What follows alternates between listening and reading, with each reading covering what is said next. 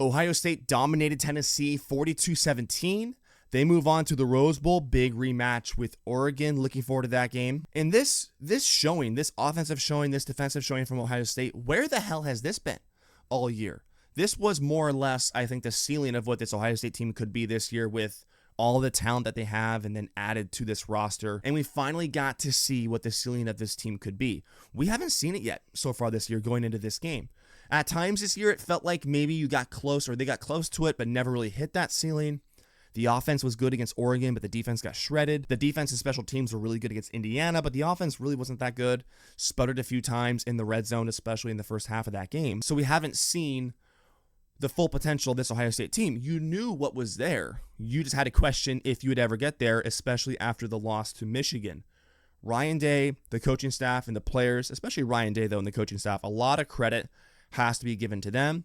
They took a lot of shit, rightfully so, for the loss to Michigan and also the game plan, the poor execution, the inability to adapt the game plan, I felt like, in the middle of that game.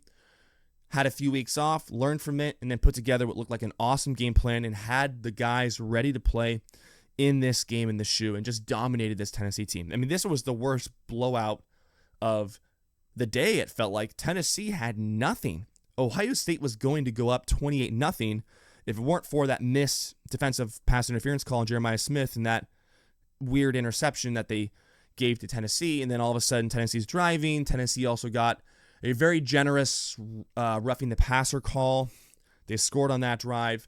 This could have been a 28-0 game going into half. Instead, it was 21-10. And it's like, oh, Tennessee has life. And then here comes Ohio State, dropping 14 points in the third, 7 points in the fourth.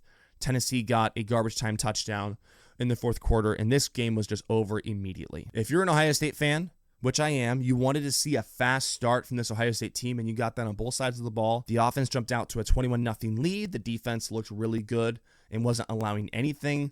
Tennessee, after a few drives, had -6 yards of total offense, so that was very impressive. It felt like they let their foot off the gas a little bit defensively late in the first half, and some of that was credit to Tennessee and Nico Iamaleava and his ability to run the football. That was the only offense Tennessee had all night, and honestly, Nico did a really good job. I mean, for being a big guy, they're saying he's 6'6", he can move pretty well, and he's kind of shifty. But Tennessee tried to drag their way back in it and make it and keep it a game at half. And then the second thing you wanted to see as an Ohio State fan was the dominance in the third and fourth quarter. You jumped out to a great lead in the first half. Awesome. Now Tennessee crawled their way back.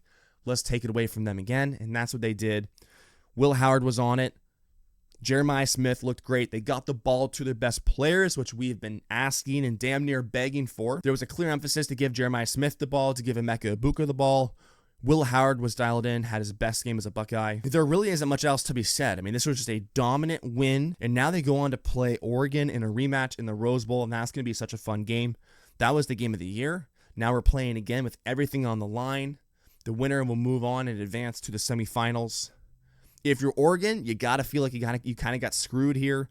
Number 1 overall seed, undefeated Big Ten champ, and now you have to play Ohio State as your very first playoff game.